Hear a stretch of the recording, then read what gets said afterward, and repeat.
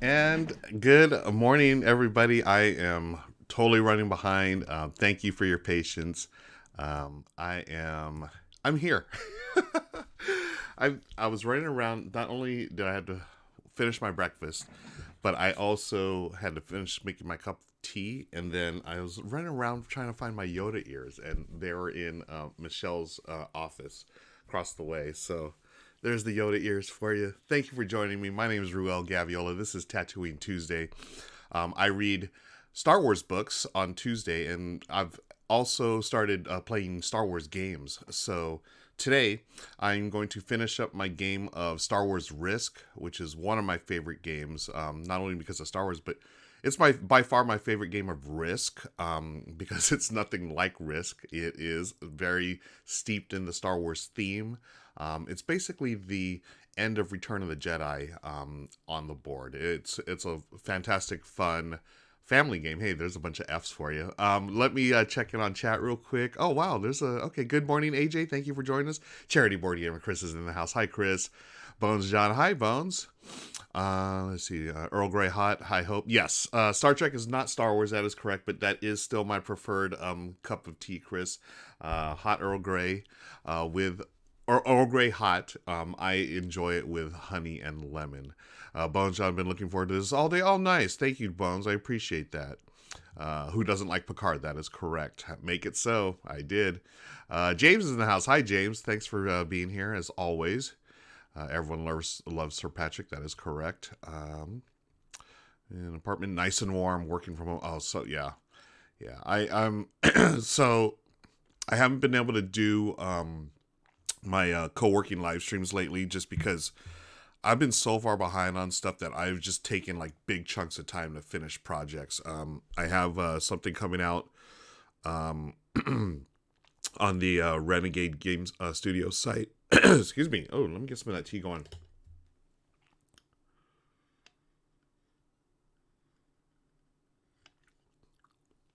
Oh, there you go. I've got something coming out on Renegade. I've been doing the blog, writing blog posts for them lately. They've released a new edition of World's Fair 1893. And in this edition, they include influential African-American figures from that part of history.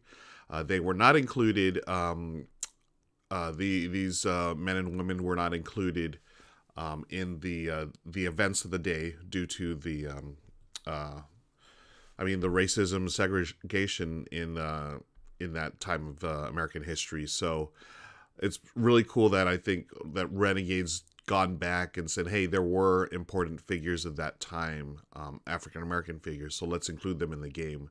And it's a really cool history. I hope that you can they'll post it. I don't know when they're going to post it, probably either today or tomorrow. But every week I am looking at a different figure from the game, just doing a little bit of history. It's been interesting to me. I knew a couple of the figures, but not all of them. So, of course, we had Frederick Douglass. That's probably the one that most people know. Started with him and Ida B. Wells last week. And then this week, we've got a gentleman by the name of Irvine Garland Penn. Then we got two more coming up. So please check out the Renegade site for that to learn about these important figures. Again, they're not gonna. You may learn something. I hope you do. And so thank you for reading. Let me catch back up with chat again.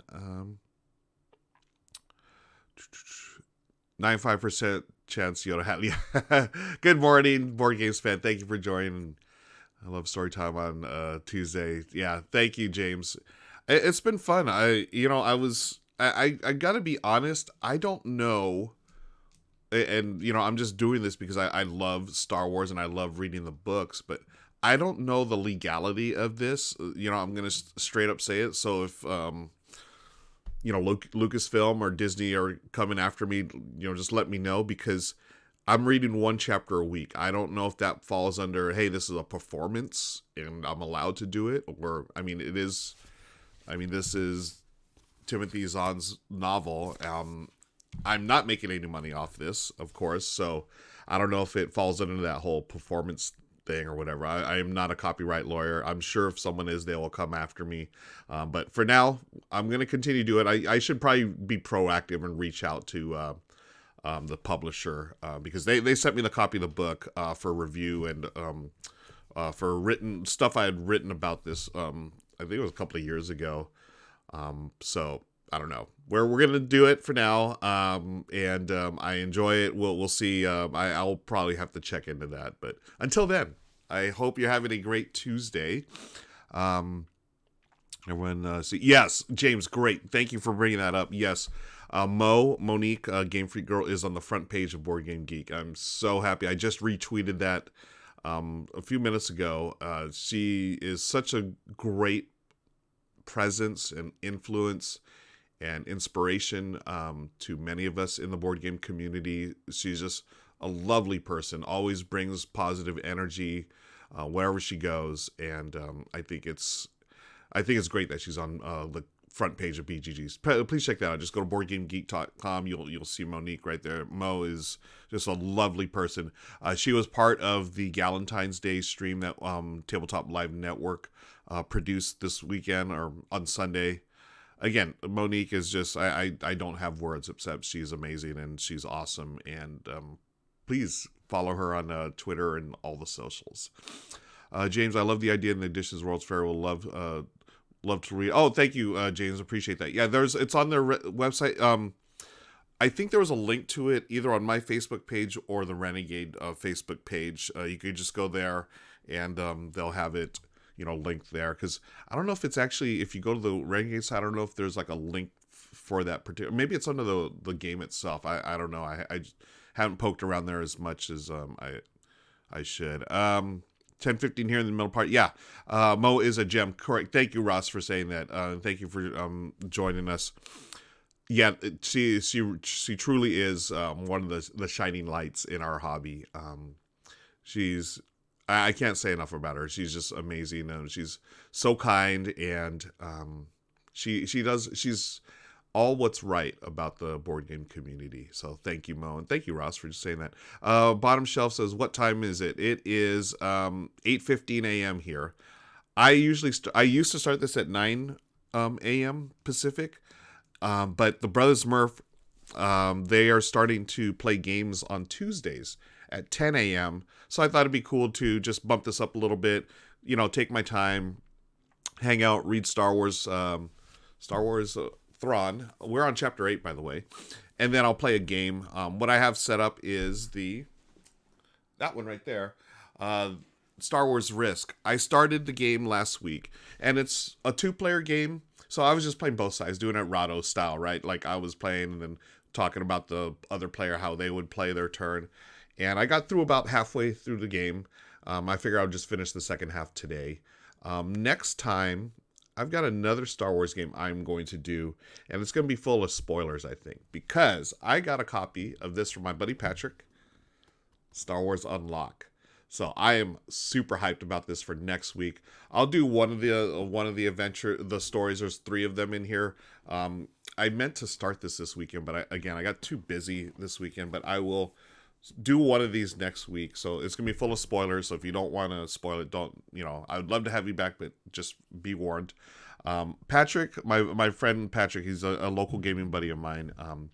Met him years ago through one of the local meetups here in town. Remember when we used to have gaming meetups? That was a life, right? Patrick is the organizer of one, and I started going to this meetup. My normal meetup at the time, I started going to public gaming meetups back in 2015, September 2015, or August or something. So about almost 6 years ago.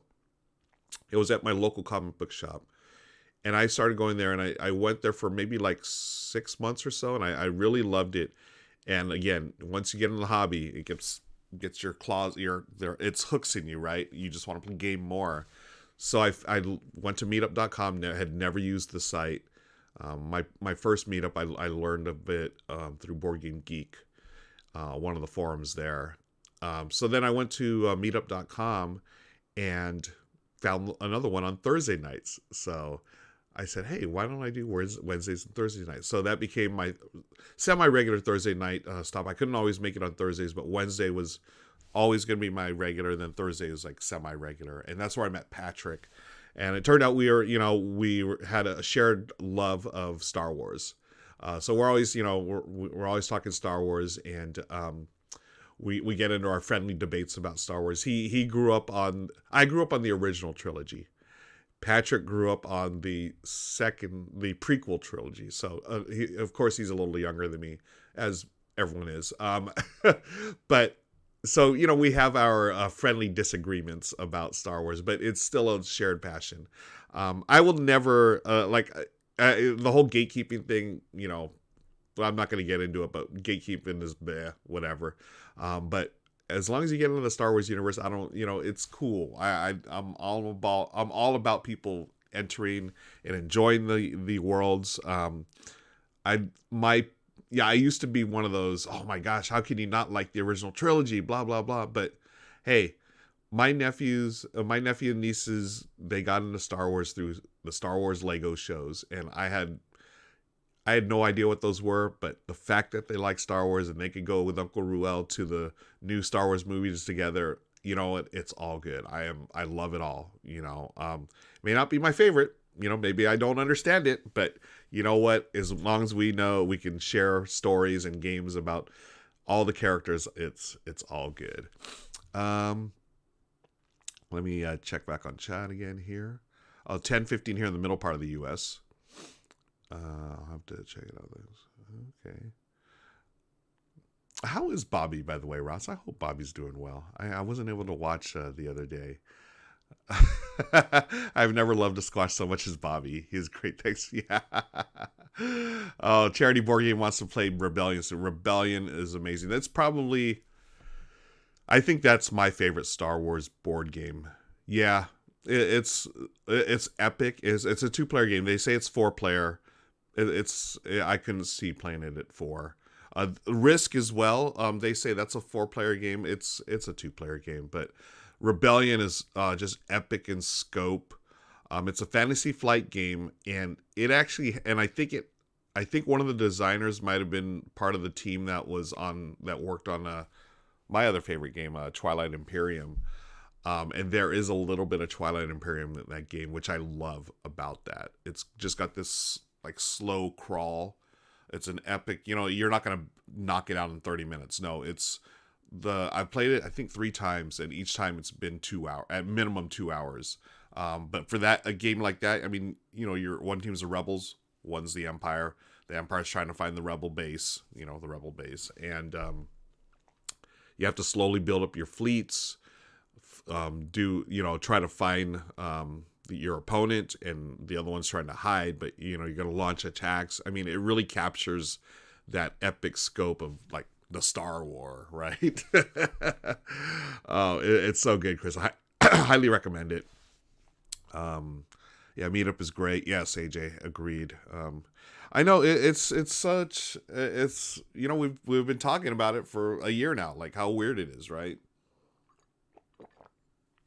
Got to stay hydrated with the water too. There's the public meetup thing. I know there's some talk in one of my local groups that as people starting to get the vaccine, people want to start expanding their social bubble a little bit, and as long as people are safe, slowly but surely we're gonna get there. I'm still gonna wait a little while longer. Like I can't imagine going to a convention this year. I know that there's some plans for the later part of this year. Me personally, I can't see 2022, a whole different story. I think I'm pretty sure it's gonna be. We'll be turning the corner on this thing. I think by the end of this year. Slowly but surely, it is what it is. As long as everyone stays safe, we have the internet to stay connected, folks. This is what it's all about. And there's so many more people here on Twitch doing the live stream thing as a way to stay connected. I think it's great. So again, continue being safe out there. Stay kind. And hey, Richard, thanks for hanging out. I'll be there. I'm excited leaders are willing to host again. Yeah, agreed. And yeah, it is what it is. We're all just trying to, again, stay safe and get through this whole thing. But I hope you all are staying safe. I need to, let me see, get this over here. I got my wedding ring here. I left it here last night. I was so tired. Orange is 2021. That's they are talking about it, right? And they're bumping it back. There's been a couple of conventions that have reached out to me. And, okay, so the first big thing is I am doing some live streaming for Gen Con. Actually this week, Friday, Gen Con, they're going to host, or I'm going to be on their Gen Con TV channel on Twitch. So I'll be playing, I'm getting Michelle to play this with me. We're going to play the Princess Bride adventure book game, which is fantastic. If you're a fan of The Princess Bride, please join us at 4 p.m. Pacific on Friday. It's going to be a lot of fun. That game is so, just sort of like the Star Wars Risk game. It's light, but it's dripping in theme. The theme is just dead on perfect. If you love the movie, you will love this game. It's got all the quotes. It's got, it has I mean, I don't want to spoil anything if you've never seen the game, but yeah, I mean, it's got minis of like Fezzik and Indigo and everyone. So please check us out on Friday, friends.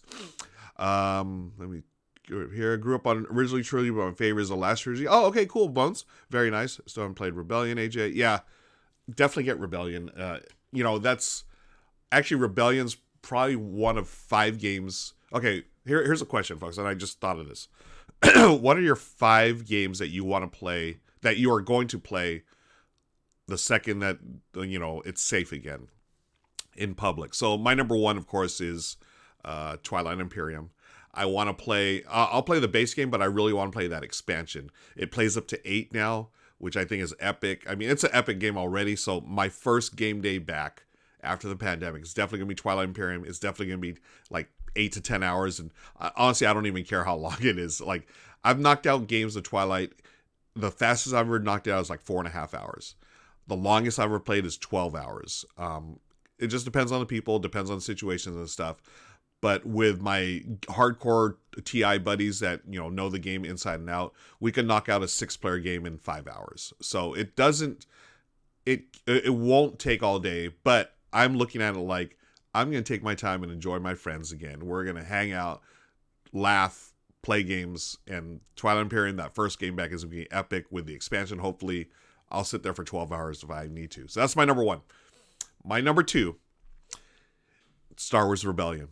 Again, epic game. It's Star Wars, and my buddy Patrick, I played it with him again. I think it's 2 or 3 times. We play at his house, and he turns up all the Star Wars soundtracks. He's got them on loop or whatever. He's got a Star Wars channel on Spotify, or I don't know where it is. But we just listen to Star Wars music all day, play the game. We switch sides. I've been the Rebels, I think, twice, and I think the Empire once. But, that's my number 2. Number 3, again, this is just off the top of my head. What's the number 3 game? Oh, Brass Birmingham. I'm really, my family, we're more casual gamers together. Brass isn't their type of game. So Brass is one of them that I miss. I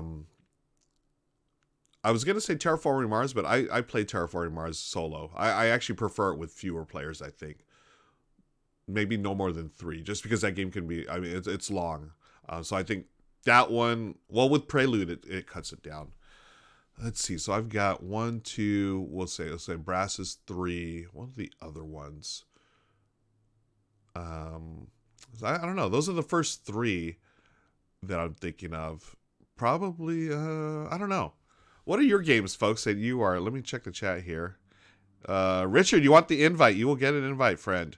Working on a video for that exact same topic. Oh, really? Oh, okay, cool, Alex. 5 games I want to play: Ponzi Scheme, QE, Chicago Express, Masters of Venice, Junk Art, games with higher player action because I miss interacting with players. Yes, QE is so good. I love QE. I did play QE with on Good Time Society through live stream. It's a pretty decent implementation on Tabletop Simulator. Again, I would rather play it in person, but it wasn't bad for a Tabletop Simulator mod. It was pretty good. But let's see what else. Athenium, but have been playing solo. Oh yeah, I need to play that your solo variant, James. Folks, if you don't know, James in chat here did a Athenium Mystic Library solo variant, and you can check out the rules on BGG. Because I like that game. I think it was, any game with books or libraries and stuff, like, I'm all in. It's like I love sci-fi stuff, and I love themes with like books. I'm a book nerd at heart. James, Vampire Rivals has not arrived from Kickstarter, but cannot wait. Carpe Diem and Gunki Mono, 2 more great games. I've got James, do you have the new Carpe Diem? I'm warning you about it because, a lot of people know I'm red-green colorblind. The first edition Carpe Diem was nearly unplayable for me because of the colorblind issues, as the tiles were pretty much all brownish. I actually played with Daniel of the game table, and he was very, very kind and helped me out as we played. It's a great game. I love the game itself, but hopefully the new edition corrects some of those colorblind issues that I had. Board game spam misses, high interaction games too, anything with lots of negotiating. Twilight Imperium for Andrew for sure. Yeah. I was, God, what are the other high action interaction games I miss? You know, I'm looking at my shelf. Right above me is this one. I think totally underrated game, Court of the Dead. This is from Sideshow Collectibles through the Op. That game is got a little bit of blood rage in it. It's a little got some semi co-op elements to it, and it's got this super dark theme. I don't know, maybe that's why it didn't like go off as much as the theme's pretty dark. I mean, it's like heaven and hell. You got demons. You're trying to control the court of the dead. Basically, it's the court of the dead. So maybe it's the theme that turned people off. And but the gameplay, I thought it's got that area control blood rage thing. Very card driven. Got I think 2 different currencies. I think that one's a pretty underrated game, and I enjoyed my plays of it with my local gaming group. So that's one right off the top of my head. I see another one right here. I don't know if y'all can see that. Where is it? Now that I'm looking, it's right behind. Here it is. This is Gentes, or well, we call it Gentes here in Southern California, right? The Spanish influence. Gentes or Gentes, Gentes. I was gonna say that one. I really like that. It's a solid Euro, but I played it solo. It's fun solo too. So that one I can put off. So I got that. What are the other high interaction games that we have? Well, anyways, let me know in chat if y'all got any here. Oh, Barrage. Yeah, Barrage I want to play again. Oh my gosh, AJ. Barrage is so good. And I don't have that here. That game's not something that Michelle and Lauren would want to play. Or they'd be into. Oh, Scythe. That's another one. Yeah, Scythe. Put Scythe on my list. I haven't played it solo yet, but I feel like that one solo, I'd prefer it multiplayer.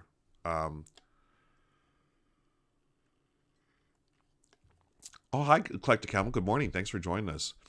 I have a second edition Carpe Diem. Oh, okay, cool. Shadow Tactics is a great game. I'm playing Desperados 3 from the same developers, just as good. Very nice. I own Gentes Deluxe, but not played it yet. Yeah, definitely take a look. The solo game is pretty easy to implement. It's just an action selection game, and they just take out certain actions for the solo game, and that's pretty much it. Pretty easy to implement, which I always appreciate that for a solo game. Just got to play Ground Floor with PK. It was great. Oh, okay, cool, nice. I've not played that yet. Theme really interests me for Barrage. Yeah, Barrage, AJ is I played it twice, I think, before the pandemic. Both times, excellent games. Loved it. It's very simply put, it is a mix of Brass and Terra Mystica. Imagine those two with that really interesting, theme of, building dams and stuff. Really, I thought it was one of the best games of, it was on my list for best games of, was it 2019 or 2020? Oh my gosh, I can't remember now. I think it was internationally released in 2019 and then US released 20. I don't know. Desperados is a great series. Scythe is a good choice. Speaking of high interaction, I'm totally serious about doing Unmatched Marvel with you when that... Eclectic Camel, absolutely. When we can get the copies of Marvel Unmatched, we will find a way to make it happen. Is it June or July it's coming out? And we'll talk offline or on DMs. We'll make that happen for sure. I know that I don't... They have a few of those mods on TTS, right? I would rather play that game. I think you can totally do it, like this. And I was gonna say analog, but playing the analog game through the interwebs, where we just mimic each other's boards, right? We'll have we play our own cards, we shuffle our our own decks and stuff, and we could just mimic it here on the table. So. Let's see who's so high interaction. Okay, Amanda Panda's in the house. Good morning, Amanda. Thanks for hanging out. Always good to see you. Appreciate it. And again, folks, shout out to Amanda Panda in chat. She was the one that created and thought of the idea of Galentine's, put it together. She got Crystal Dax on board. They organized the whole thing, put it together, and under the TLN what's the word? Under the TLN flag, I guess. The TLN's the flagship, right? But it was such a great event, and again, kudos to you, Amanda. You rocked it. Everyone rocked it that day. It was so much fun, and everyone's favorite moment was when Crystal was having audio problems and then video problems, but she handled it like the pro that she is, and it was so much fun. So cool. I have another thing I want to ask you. Okay, yeah. Hit me up on DMs, Clock Dick. Yeah, board game spam. Well done, Amanda killed it, folks, and so proud to work with her. And we also did the game show on Renegade.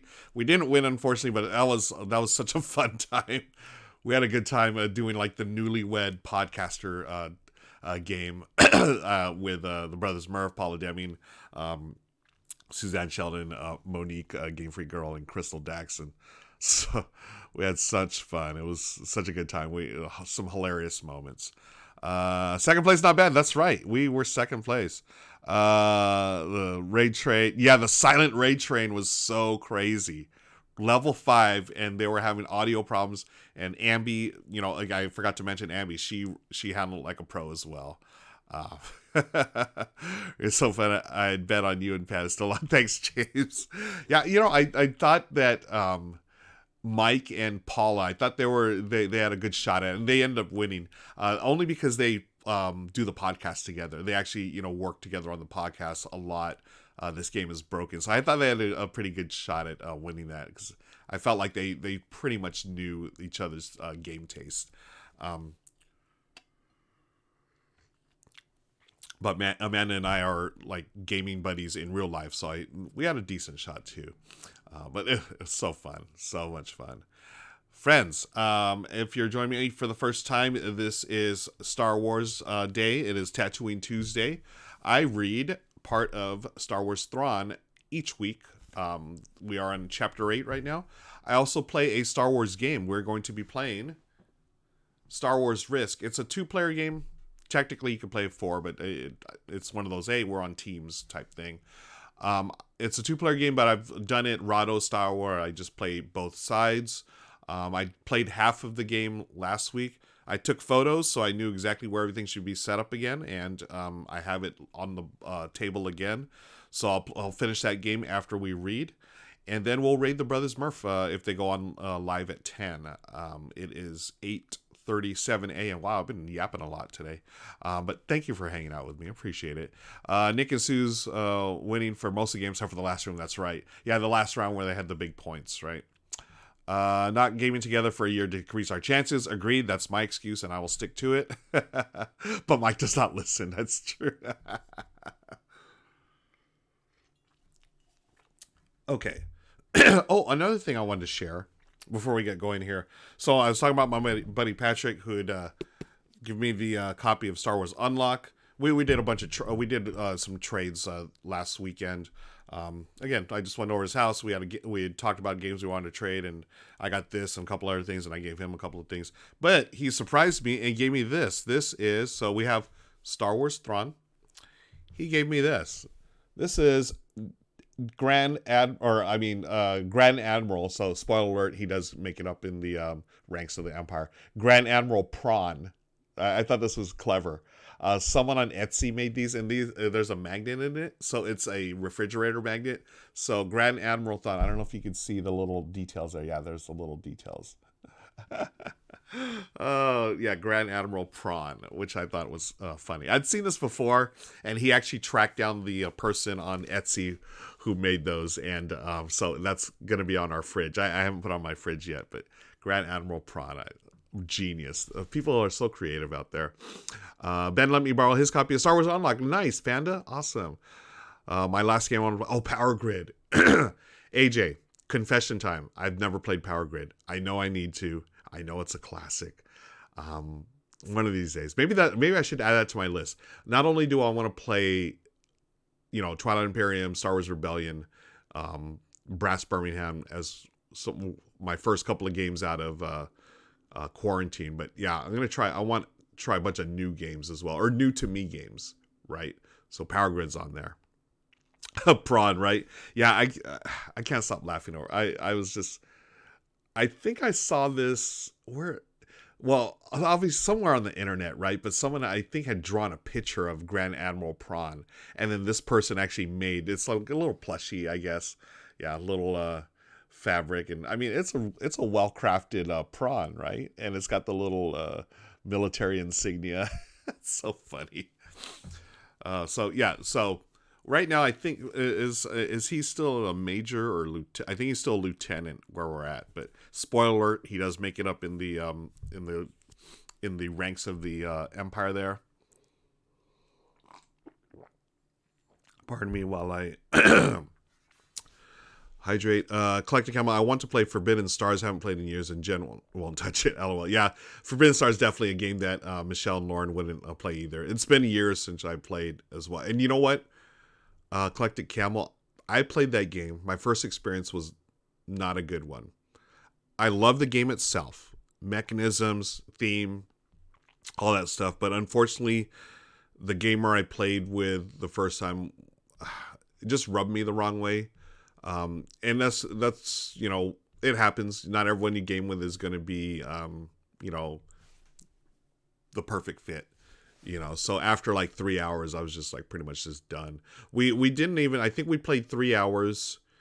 2.5 to 3 hours is a full player 4-player game, and towards the end, I the shop we were playing at was closing, and I think we got to like is it 10 points or I forget the game end condition, but we got to like maybe 8 or 9. We were close, but we just ended it early, and I was happy because I wasn't really feeling it wasn't a good fit, as I shall say. Yeah, that's too bad. The people we play with are like 80% of the experience. Absolutely, 100% for me is the people with the people you play with. It's a huge part of it, right? It's the interaction.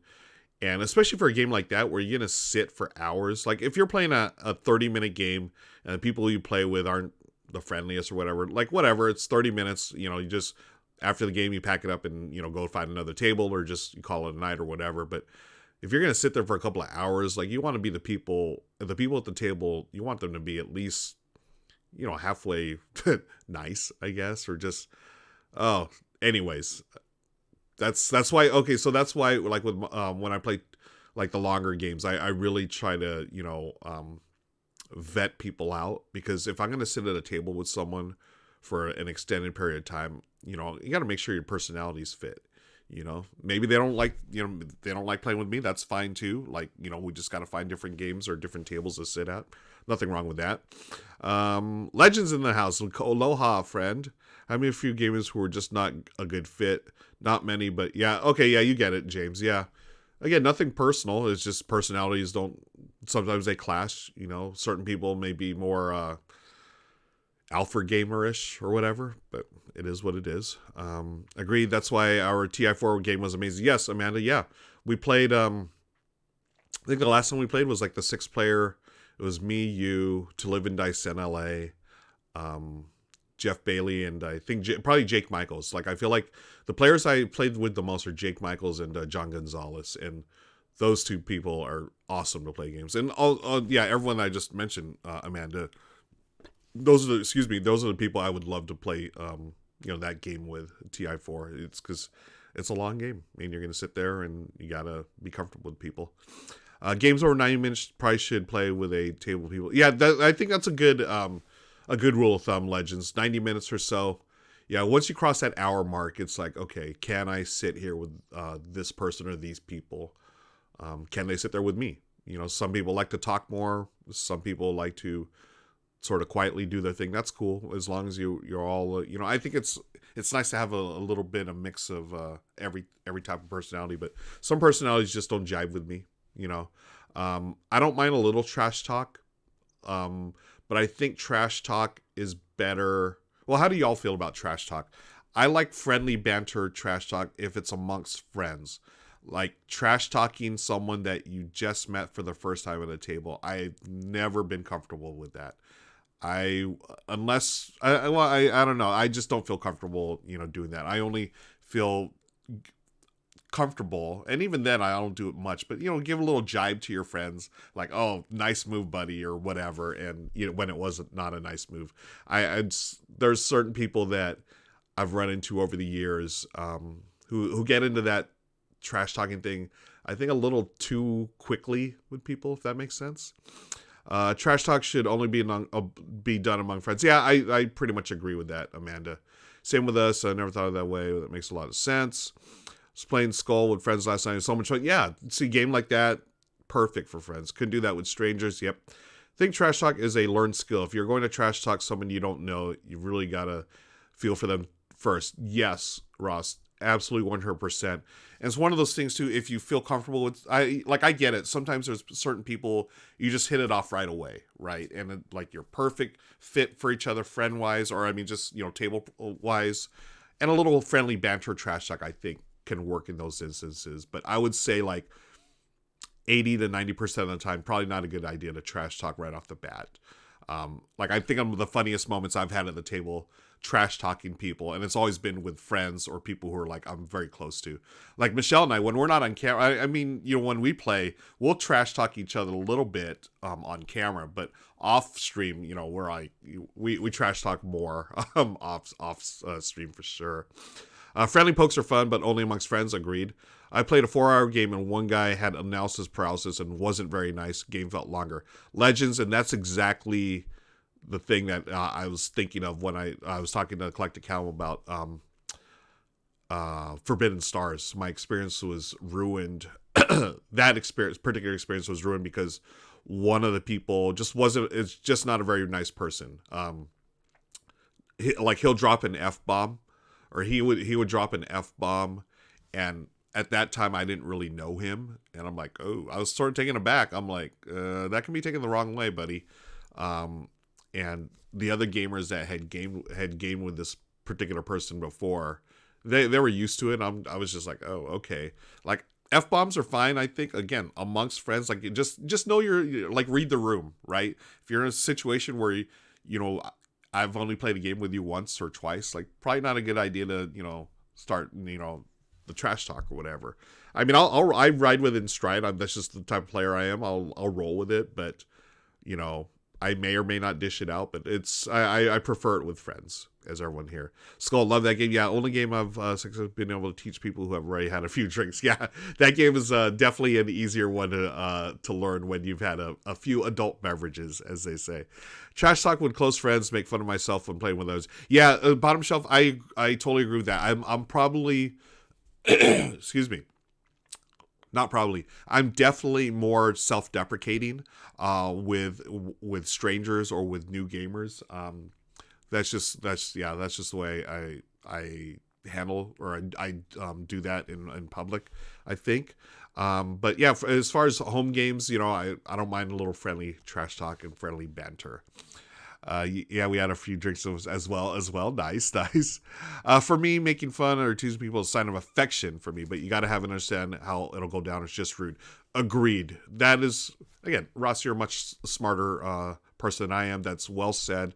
And that's what it is. Some people, and my family as well, we take it as a sign of affection that you could, especially I grew up with 2 younger brothers, so we were always talking trash to each other and ribbing each other, and you do it, as you do with siblings, you fight a little bit, but with the trash talk, it's definitely more along the friendly banter line. It's a good conversation. I appreciate this, folks.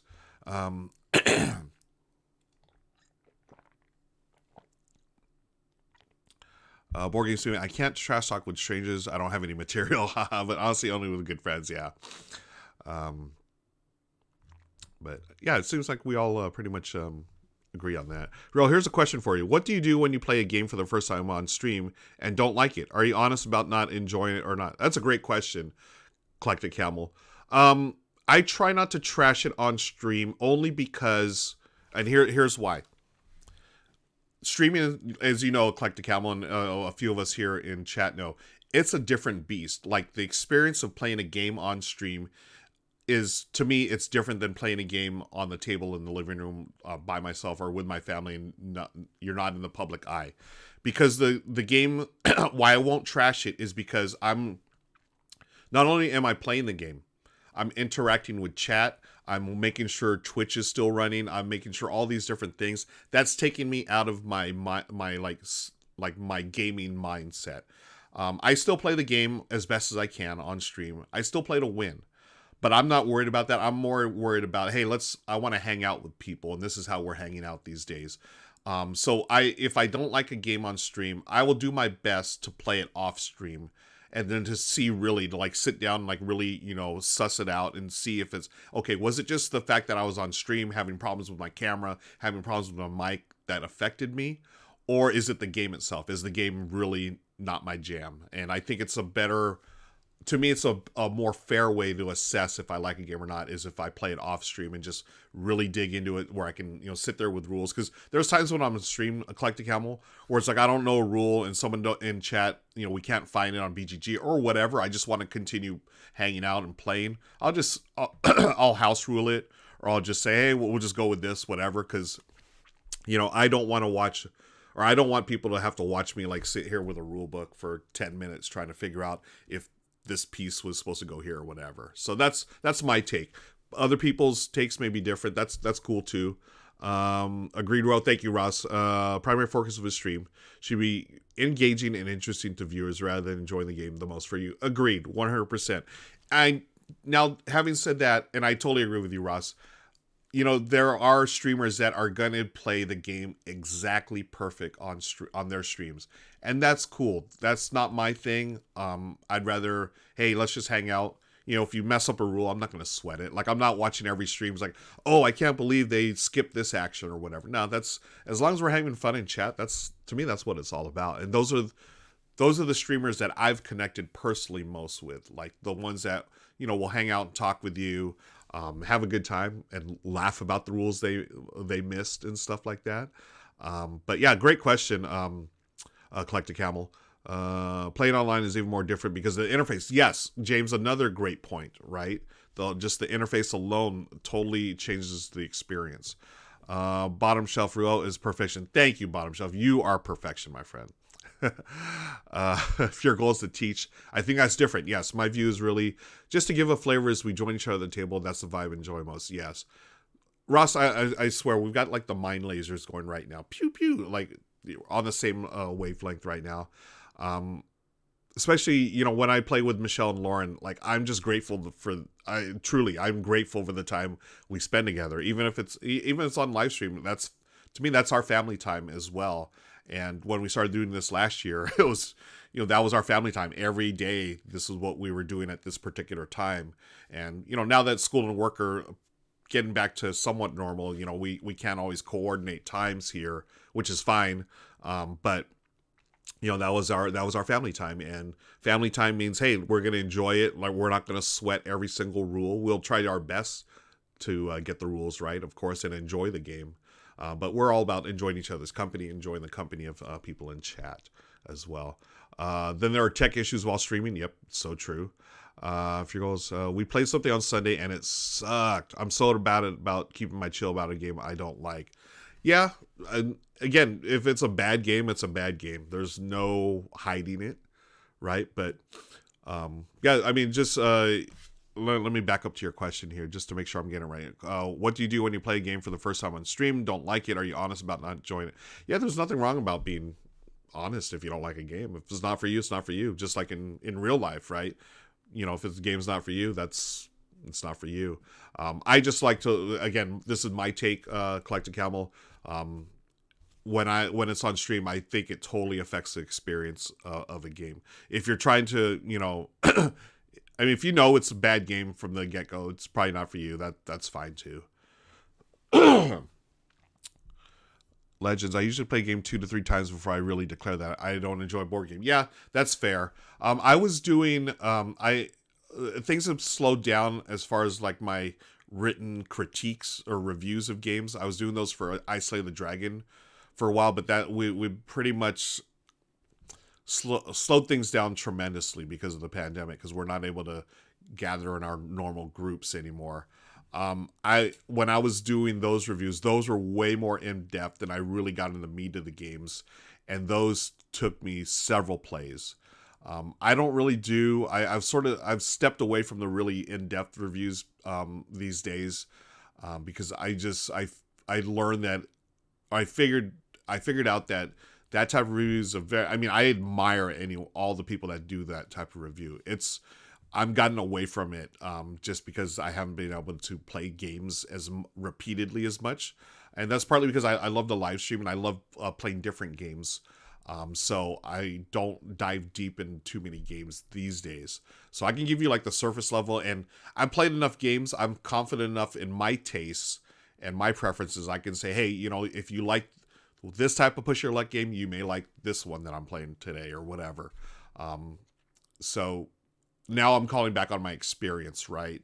From doing those type of reviews. I would like to get back in the deep dives someday. But these days it's not happening. Reese Roney, hi, thanks for stopping in. And James brings up a great point. No reason to suffer through a bad game. Yeah, if you don't, this is our entertainment, friends. We got to remember that it's entertainment. If you don't like it, you don't like it. It's all good. Eclectic Camel. So talking about that game. Let's see. I usually play a game 2 or 3 times. Oh, okay, I got that. Views in chat are there for a social aspect and hang out for me anyways. Agreed. We played something on Sunday. It sucked. I'm so bad about keeping my chill. Okay, I got that.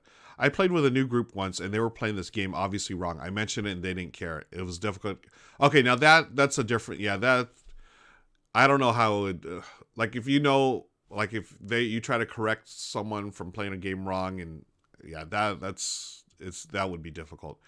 It's rare that any game is inherently bad, just so you don't vibe with it. Yeah, that's true. Like, yeah, I tend to, again, Ross, I think we're on the same wavelength here. No reason to suffer through a bad game. True. Collective Council says this one was mechanically broken. Oh, okay. We house ruled it and made it through. I have expedited that on purpose. Moved on to the next game. Yeah. I probably... Yeah, for the most part, on the streams I've done here for Twitch, I've handpicked nearly every game.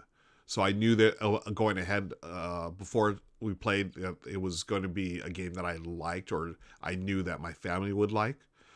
Even though we haven't liked them all, there's been a few that not really our jam, but for the most part, I'd say a good percentage have been games that we actually liked.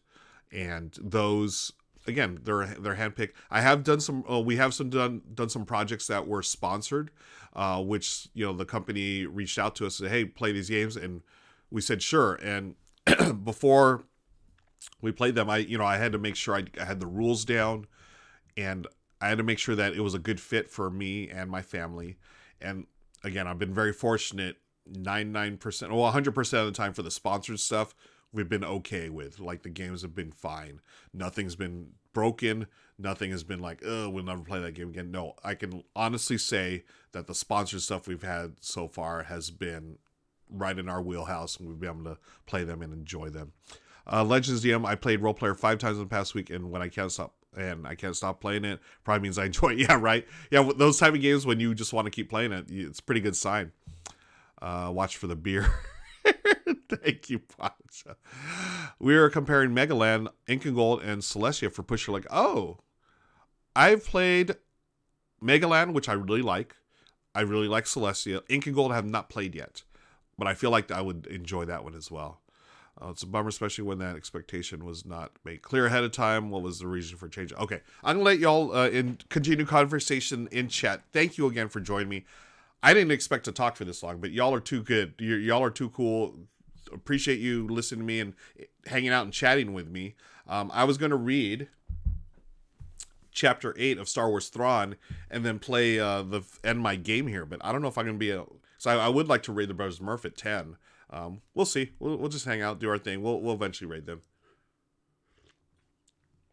First, why don't we use the Force to get to the next stream? If you're just tuning in, first time here, welcome. My name is Ruel Gaviola. This is Rolling with Ruel. It's Tatooine Tuesday, and I read Star Wars books on Tatooine Tuesday. We are 7 chapters into Star Wars Thrawn, for Timothy's on. We're going to be reading Chapter 8 today, and just as for those of you just joining, a friend of mine gave me this. This was from Etsy. It is Grand Admiral Prawn. Prawn, sort of like Thrawn, right? It's a prawn figure with the military insignia of the Empire. it makes me laugh, and I'm so grateful. Shout out to Patrick. Thank you again for giving me. Why does the Ewok look so bad? This Ewok there, is that the one? Yeah. This Ewok looks pissed off because it is an Ewok mug. It's a monstrosity. There's no way anyone could ever drink out of this mug. It's almost like a soup bowl, but the opening is too small for a soup bowl. If you actually try to drink out of it, you're gonna poke your eye with the ears of the Ewok. Yeah. I'm still trying to figure out who gave this to me or how I ended up with. My best guess is this was a white elephant gift from my family. We used to do white elephant gifts over the years on Christmas.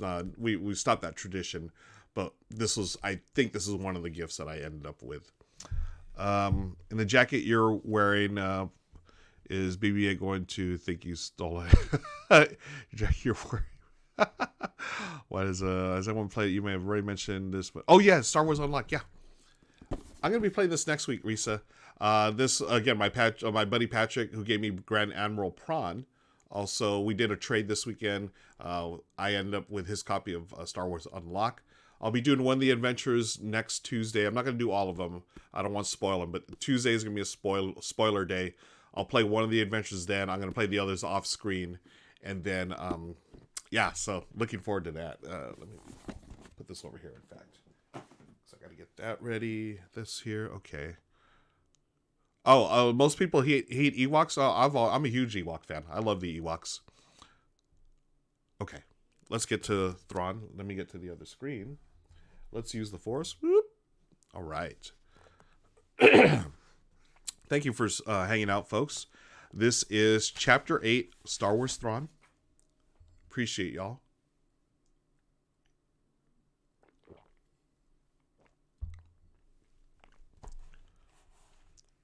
Chapter 8. Leadership and obedience are the two legs on which a warrior's life is balanced. Without both, victory cannot be achieved. Leadership depends on information and comprehension, not so obedience. Sometimes a commander may choose to share details of his plan. Often, he may not. In either case, obedience must be instant and complete. Such automatic response relies on trust between commander and those who commanded, and that trust can only be obtained through leadership. Eli had expected Captain Rossi to take Thrawn's recommendations badly. He wasn't disappointed. A full op crew? Rossi echoed incredulously. Is he out of his mind? Ma'am, the cargo is extremely valuable, Eli pointed out, fighting back a growing annoyance. Rossi had no business simply rejecting Thrawn's suggestions out of hand. But Thrawn likewise shouldn't have put Eli in the middle of this in the first place. If he wanted to pitch this crazy plan, he should have done it himself. If we can move either the ship or the Tabana, and if he thinks he's going to play around with 20 Tabana cylinders while my ship is in even the same solar system, he's very much mistaken, Rossi cut him off. Yes, ma'am, Eli said, glowering at his comlink. Now the captain was just being overdramatic. A cascading Tabana explosion was seriously nasty, but it wasn't that bad. But if Lieutenant Thrawn thinks it can be done, it may be worth letting him try. It would hardly be a major loss for the Navy if he blew himself to atoms, Rossi countered sarcastically. But I'm not risking that much of my crew on those odds. Anyway, it's a moot point. A Hodin settlement on Moltok is getting shot at by the local Makarth boss, and they need some Imperial muscle to knock their little heads together before it becomes a full-fledged war. We need to go. Yes, ma'am, Eli said, wishing he could just let it go and let Rossi's decision play out for better or for worse upon her own head.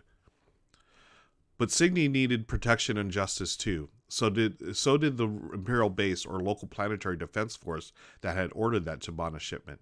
Besides, Thrawn was counting on him. What if just Lieutenant Thrawn and I stayed behind, he suggested to Rossi. Possibly with one of the techs along to assist. We could try to get the ship started, maybe work on the Tabana a little. You could come back and get us after you've settled the Moltok situation. There was a short pause. Eli could visualize Rossi tapping her fingers on her armrest as she weighed her options. If Eli were a betting man, and if gambling were allowed aboard the Blood Crow, he would bet on the captain going with whatever option had the best chance of Thrawn blowing himself up. If the Tabana didn't do the trick, a shipload of returning pirates might. Very well, Ensign, Rossi said. Inform Lieutenant Thrawn that he can have whatever equipment he needs and up to 3 crew, assuming he can find that many willing to volunteer. You'll stay with him regardless, of course. An important officer like that can't be without his side. Eli scowled. He'd called it all right.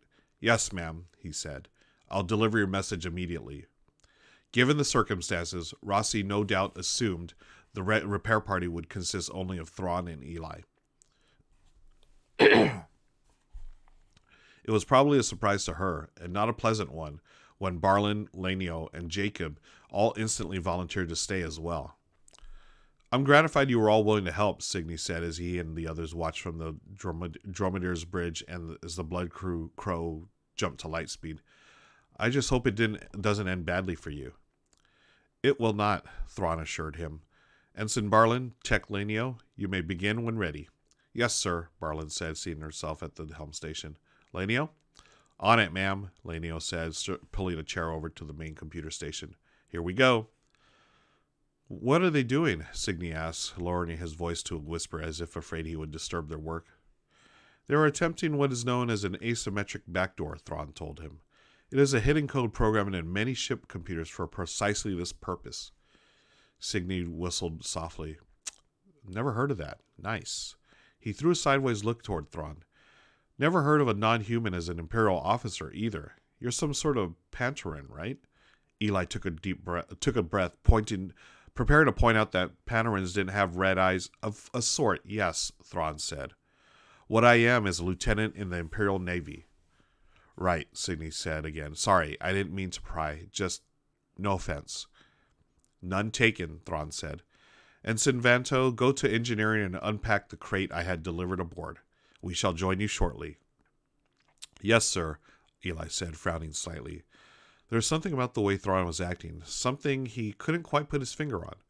Was he worried about the ship, the Tabana gas, the pirates, Captain Rossi? Actually, when he put it that way, it wasn't surprising at all that Thrawn might feel preoccupied. The crate had been left just outside the cargo bay where the line of Tabana cylinders stood against the hull. Eli glanced into the bay. Jacob was there taking the readings Thrawn had ordered, then set to work on the crate. He got the end open and felt his eyes widen.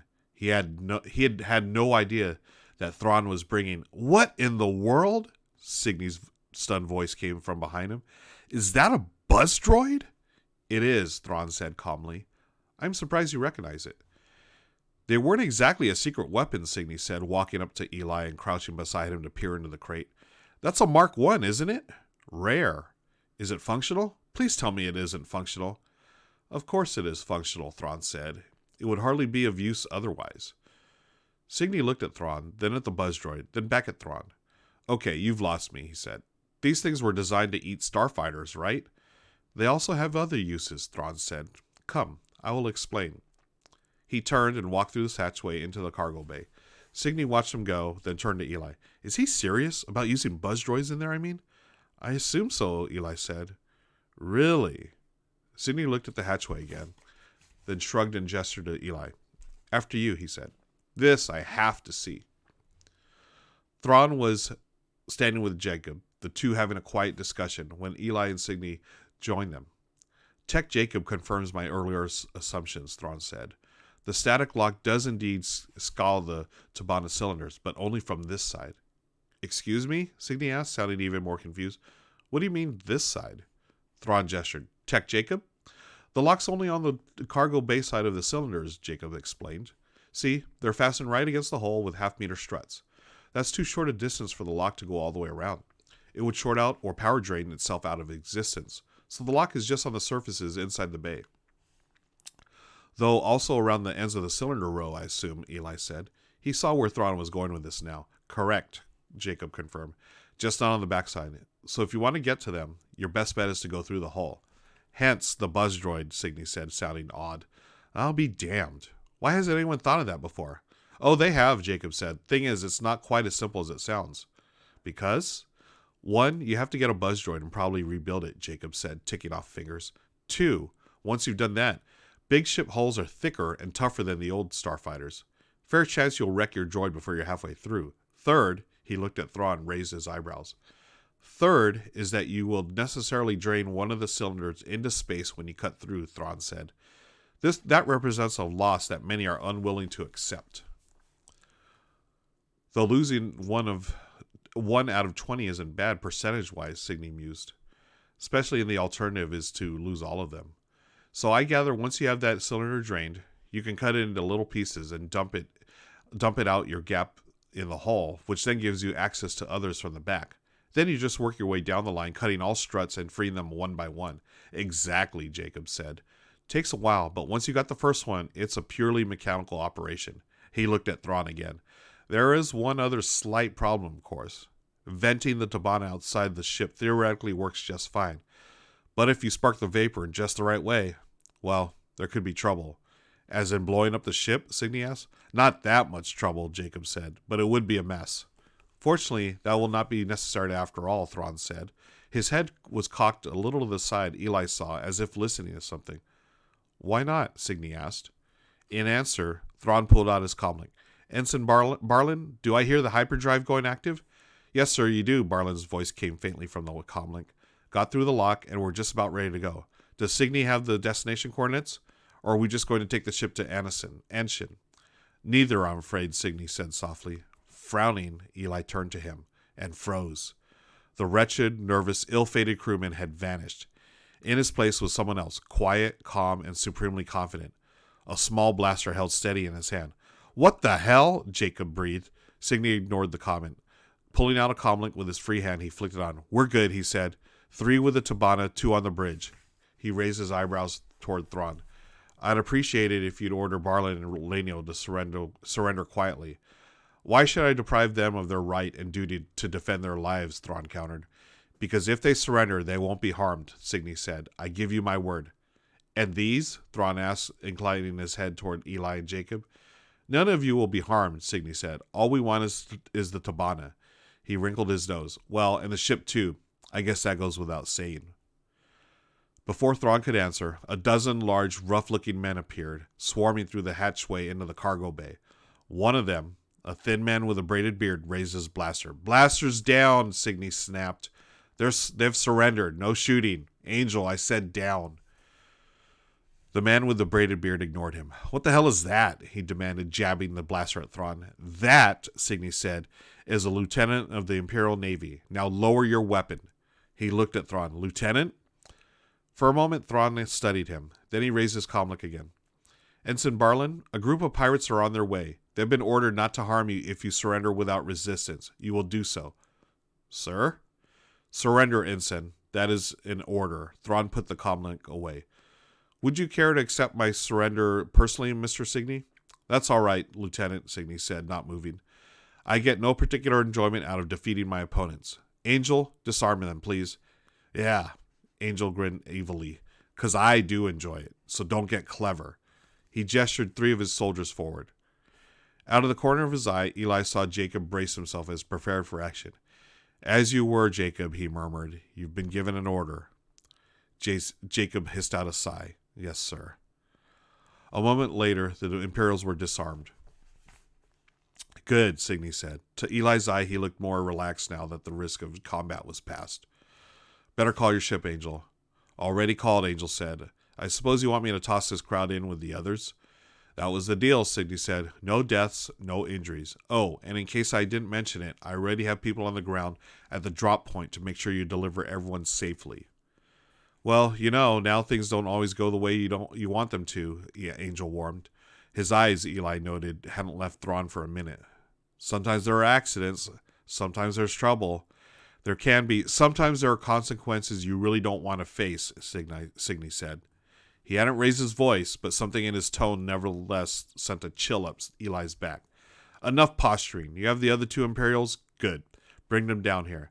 As soon as your ship arrives, you will transfer them over. I trust you've decided which of your men will help me bring the Dromedar to port? Oh yeah, I got your team, Angel said, still eyeing Thrawn, starting with me. Signy frowned. There's no need for you to come personally, he said.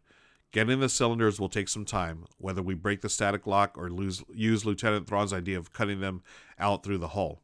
Plenty of time for you to drop the prisoners and rejoin us. I know, Angel said. I just like your company, that's all. He nodded toward Thrawn. I was just saying that accidents do happen. Not saying they would or wouldn't, just saying they could.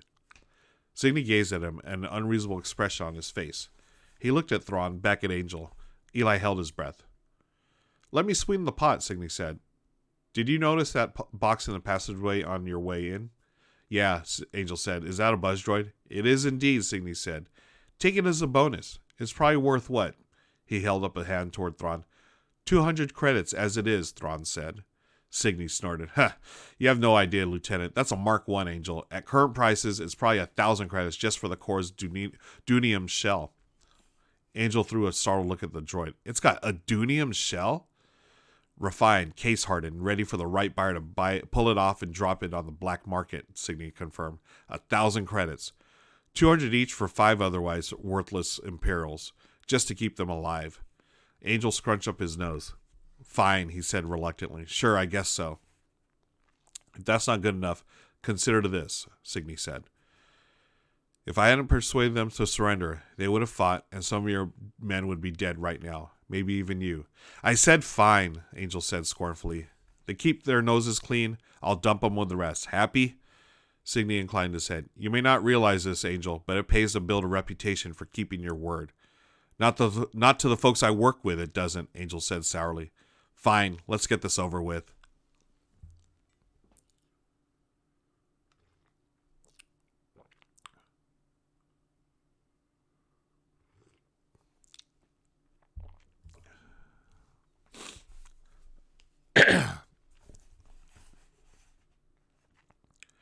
So, just because I don't have your plate crystal reputation, you think I can't be trusted to do what I said? Angel looks back over his shoulder as prisoners and the other pirates. His eyes are narrowed, his lips twisted with the corners downward. The muscles in the throat are back and back are tight. Not at all, Signy said. His tone is calm, his words conciliatory. His movements are careful and precise. His face shows little expression, but there's a tight muscle behind his cheek. As long as I was here, I thought I'd check up with the other prisoners. Your men were a little rough on a couple of them. Hey, you throw a punch at a Kulos, it comes back with interest, Angel growled. They're lucky I didn't shoot them dead. Yes, Signy murmured. I suppose they are. What is a Kulos? Thrawn asked. What? Angel demands, his eyes narrow, his facial heat intensifying. His tone is cautious and suddenly angry, perhaps indicating regret for speaking the word. It is a word I have not heard before, Thrawn said. Ensign Vento? I don't know it either, Vento said. His tone is cautious but interested. Some slang thing, I guess. Probably means idiot. Angel takes a step towards Vento. His expression is suddenly furious. His hands form into fists. Listen, pretty boy. Enough, Signy said. Move on, Angel. We're on a schedule.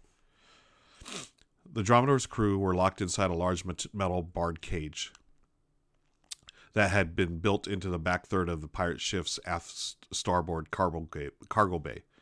There were 10 of them, 7 humans of varying ages, sizes, and skin tones, 2 grand, each with 3 eyes and goat-like snouts of their species, and 1 Togruta, her cone-horn montrals and striped head-tails making her prominent among the prisoners. The Togruta watches as the new prisoners approach, her hands rubbing slowly vertically along one of the bars of their prison.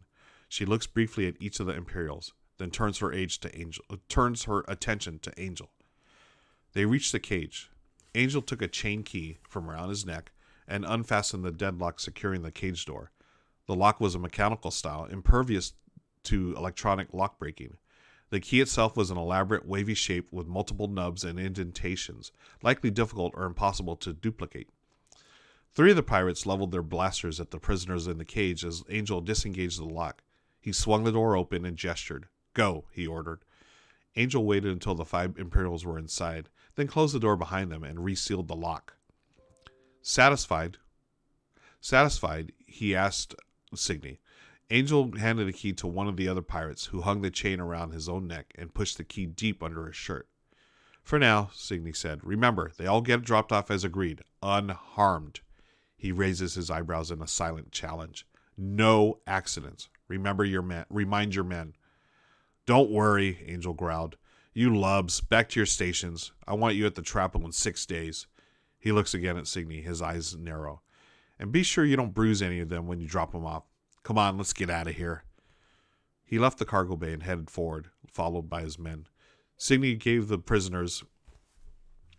let me turn this down for a second. He left the cargo... excuse me.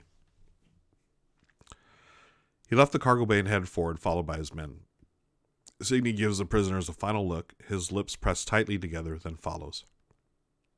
I gather you're our rescue squad? One of the other humans in the cage asked.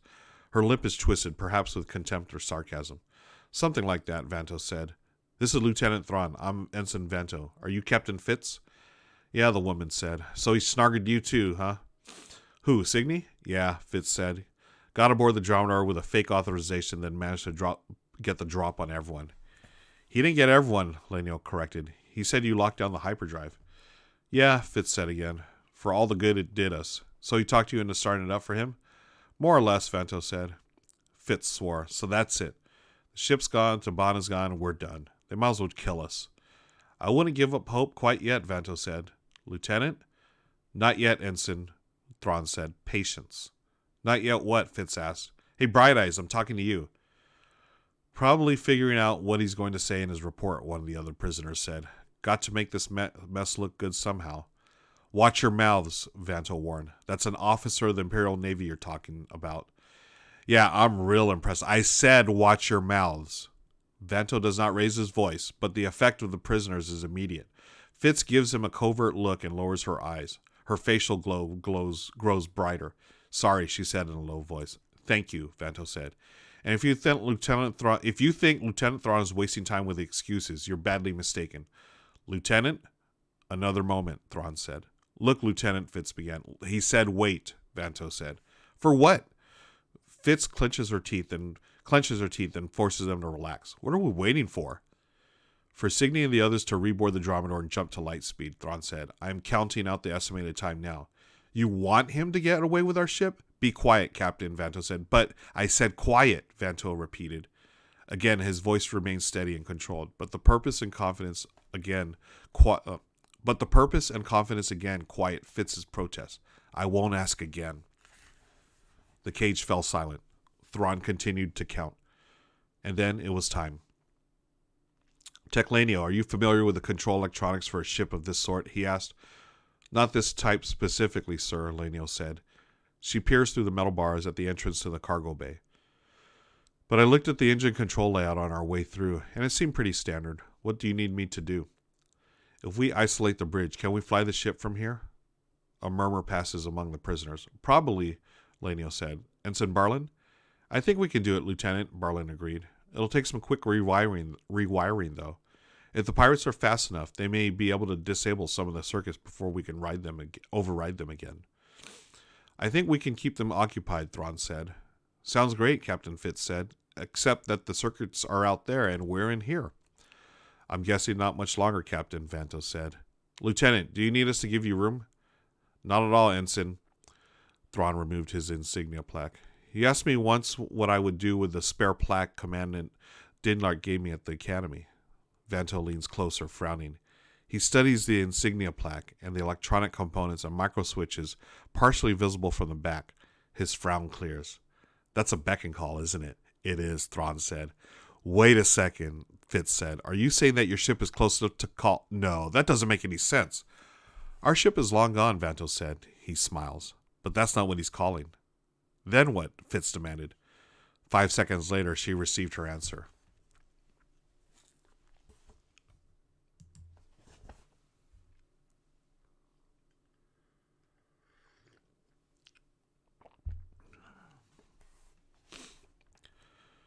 Clone War era holos showing buzz droid attacks on Republic starfighters were impressive enough, but such combat had taken place in the vacuum of space, with only faint sounds recorded via metal conduction.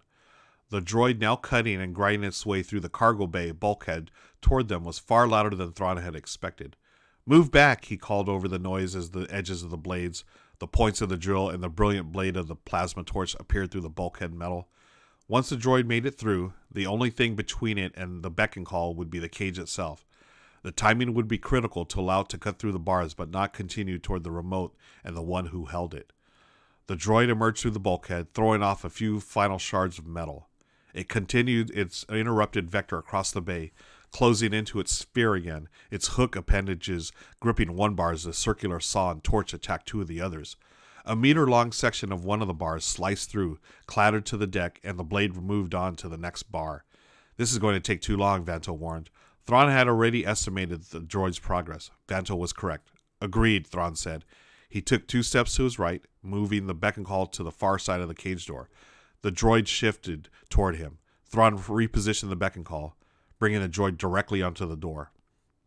One final adjustment, and the droid's saw began eating into the lock mechanism. Thrawn looked at the entrance to the bay. Within a few more seconds, the pirates in this section of the ship would surely come to investigate. He looked back at the cage door, again gauging the droid's progress. The timing would be close. "Look out!" one of the prisoners shouted. 3 pirates appeared abruptly through the hatchway. Their pace falters, their eyes widening, and their mouths dropping open as they see the buzz droid eating through the cage. A second later, they recovered from their surprise and reached for their blasters, their hands fumbling slightly with the last remnants of their shock. Their expressions changed from surprise to anger. Thrawn reached through the bars of the cage and flipped the beacon call over their heads to land on the engine room deck behind them. Instantly, the buzz droid closed down its cutting instruments, unhooked itself from the cage, and shot across the bay toward the pirates. The pirates' eyes again widened. Their blasters had been lined up on the prisoners. Now they turned the weapons instead toward the approaching droid and fired. Even with a Dunium inner shell, the buzz droid's inner mechanism was vulnerable to blaster fire. But the outer spherical shell was much stronger. All 3 of the pirates' shots struck, but none made it through. The pirates fired again, all 3 shots missing. 2 of the men hurled themselves to the deck, attempting to evade the droid's approach. The third was too slow and was struck a glancing blow that sent him spinning. Beside Thrawn, Jacob stepped forward, grabbing the top bars of the cage and slammed the soles of both feet against the door. The remaining undamaged part of the lock mechanism snapped with the impact. Jacob dropped back to the floor and ducked out of the cage. Barlin, Lanio, and the rest of the prisoners were right behind them. There was a brief melee of combat. When it ended, all 3 pilots had been reduced to unconsciousness. "Well done," Thrawn said. "Ensign Vanto, Tech Jacob, Captain Fitz, take their blasters and guard the access to this section. Ensign Barlin and Tech Lanio, the control system." "Yes, sir," Barlin said. She hurried toward the control boards, Lanio and 3 of the Dromedar's crew behind her. "We'll need more weapons if we're going to make a stand, Captain Fitz." "That will most likely be unnecessary," Thrawn said. "The pirates still forward of the entrance hatch will not be joining us." "What's going to stop them?" "The internal hatch safety interlocks," Thrawn said. He pointed forward toward the flashing red lights in the distance. Even now, the entrance chamber and midship section of the ship have been opened to vacuum. "What?" Fitz asked, her muscles tense with surprise and puzzlement. "How in the world—" "Relax, Captain," Vanto said. He smiles with satisfaction and grim humor. "Lieutenant Thrawn is always prepared. As it happens, he owns a second buzz droid." Fitz is silent 2 seconds. Then a slow smile spreads across her face. How very unfortunate for our pirates," she said. "Lieutenant Thrawn, I believe the ship is yours. What course shall we set?"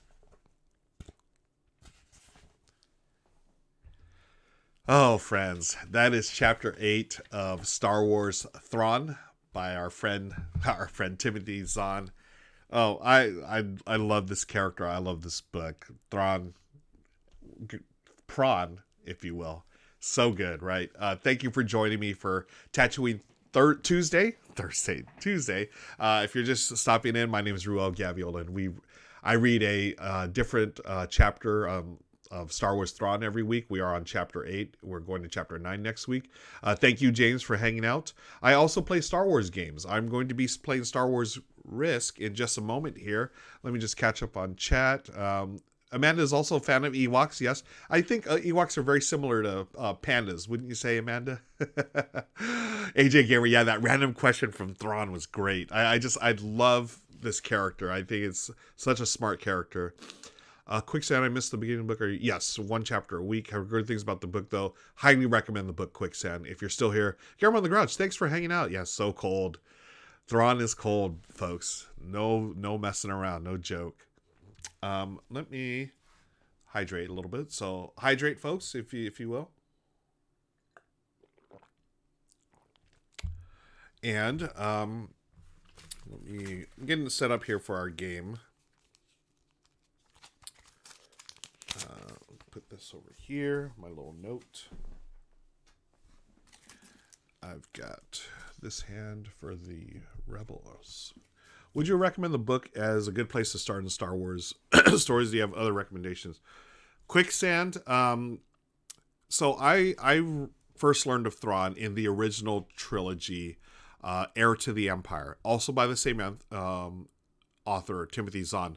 That trilogy was actually the start of like this rebirth of Star Wars literature, I would say, back in the late 90s, around the time of the prequels.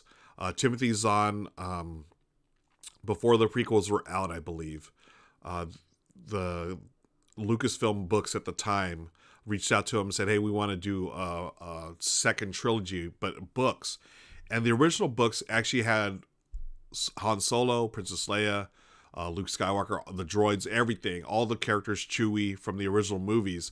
But it was years later. Han and Leia actually had children, I believe, in the trilogy, and that's how we got to know Thrawn. He was already, one of the biggies in the Empire in that original trilogy, book trilogy. It was well received.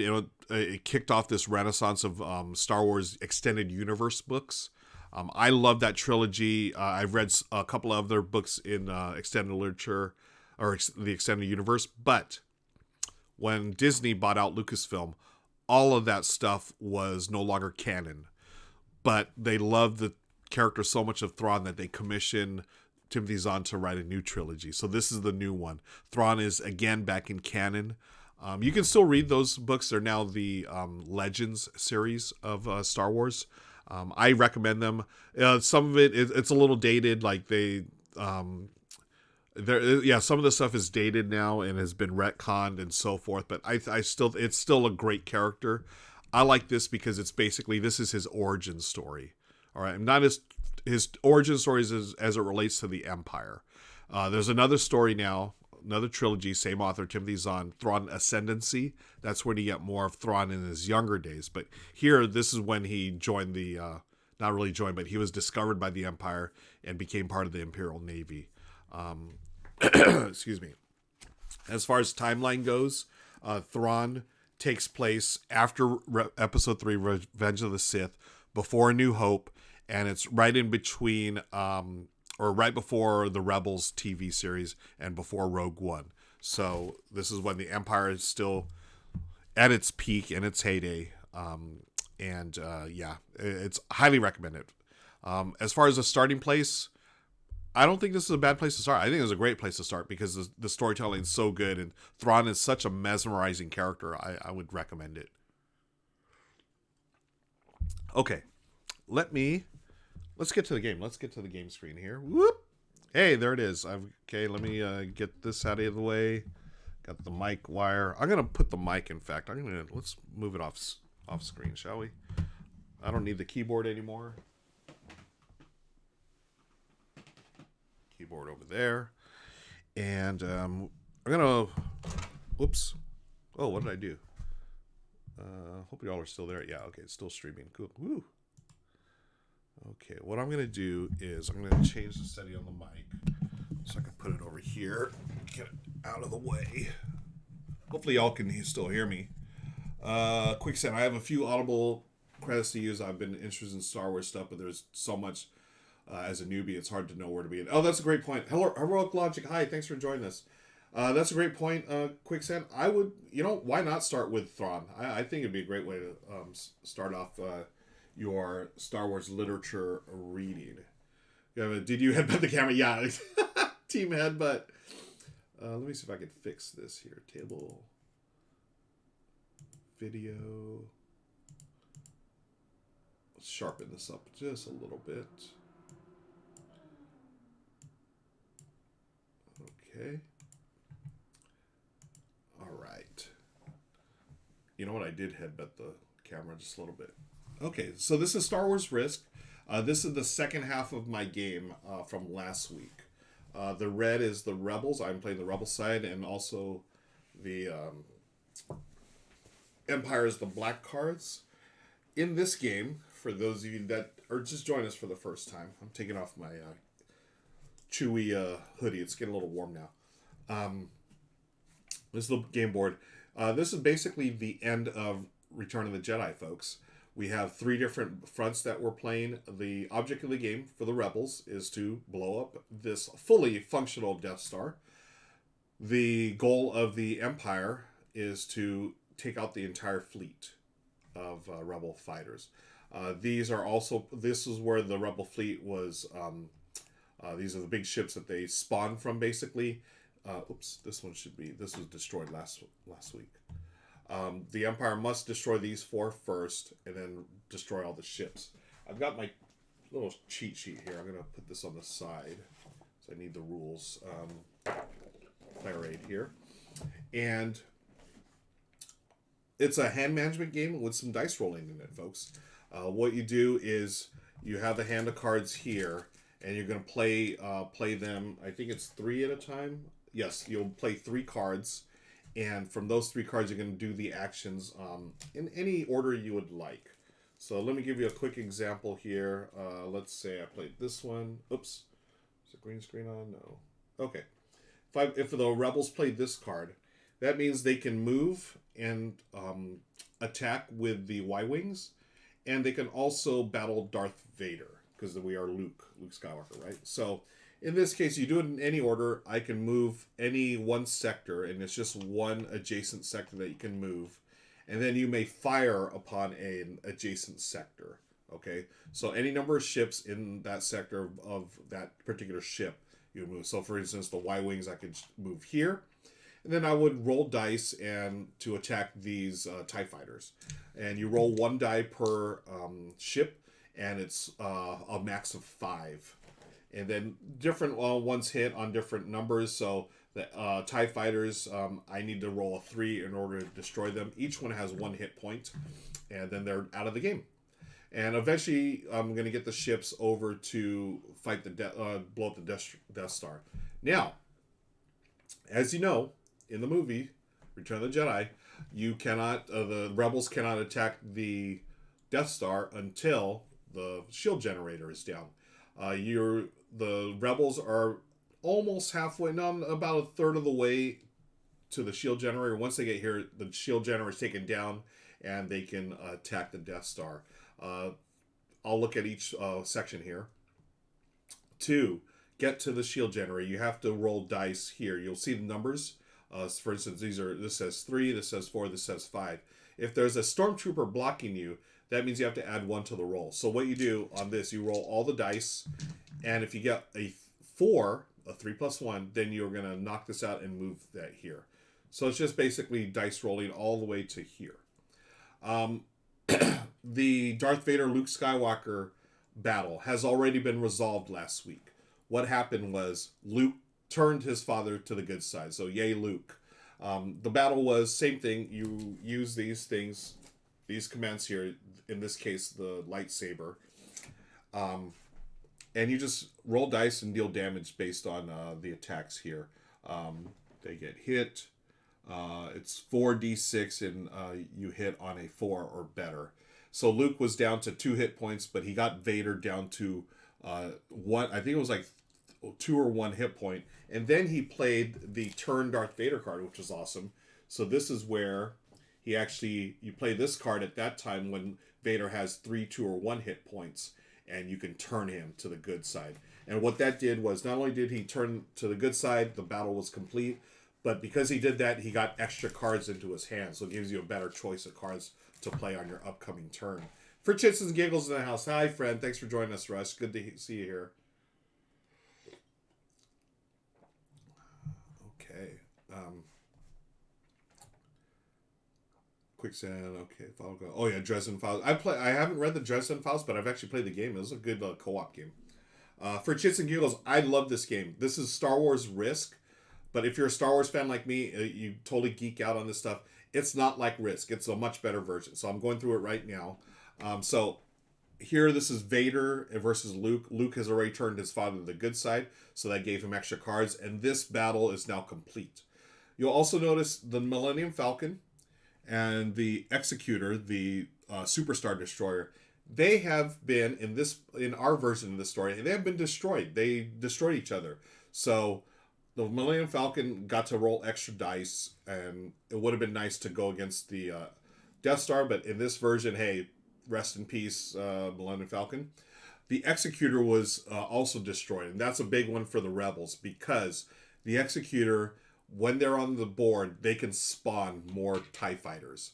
Thankfully, we took them down, and they're out of the game. So the TIE fighters remaining are all that's left to, that can stop the Rebels.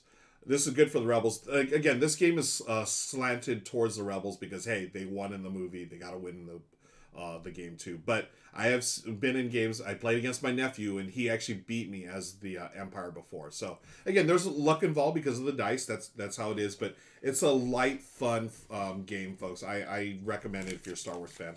I'm gonna get to it. So on your turn, you're going to look at the cards that you have. Then you're going to play 3 of them. Okay, so the 3 I'm going to pick are,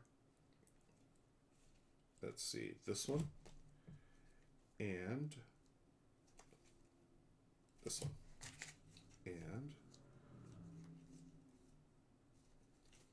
yeah, for Chits and Giggles, it's definitely harder to. It's not impossible to win as the Empire, but it is. You can do it. I've come close as the Empire, but the only time I've lost as a Rebels is against my nephew who beat me. So shout out to my nephew for beating Uncle Ruel. Okay, what I'm going to do here. So I'm going to play those. Then we're going to get the Empire. So I'm going to show you. I'll set up the Empire's hand first. The Empire. What they're going to do is they are going to. Okay, this one for sure. Yeah, they're definitely hampered because they lost the Executor. This one, and they have a Death Star. They do have a Death Star. Okay, we'll go with this one then. Actually, we'll get 2 Death Stars out there. Okay, so this is their hand of cards. They also got extra cards through one of their previous actions. They got because they destroyed the Millennium Falcon. They got extra cards in their hand. So these are the 3 in a 2-player game. Normally, you put your 3 down and then reveal 1 at a time. Okay, so we'll put that. This is their hand here. This is what they're playing. I have chosen these 3. Let's start with this one. So I am choosing to play the Rebels going towards the shield generator. This one also has a lightsaber for Luke versus Vader, but again, we have resolved that battle, so that doesn't come into play. So we're just playing the Rebels here going along the shield generator.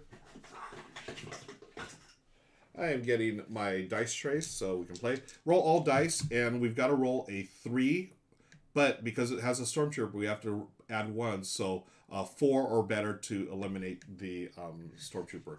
Legends, I have this game as well. Oh, you have Star Wars Queen's Gambit? Oh my gosh. That's one of my Grail games. Nice. I have heard, Legends, that this is similar but lighter than Queen's Gambit. Is that true? And I don't know. I feel silly for asking this, but is it worth the $300 or $400 it's on eBay prices? But anyways, I'm going to go here. Let's see if we can roll some 4s.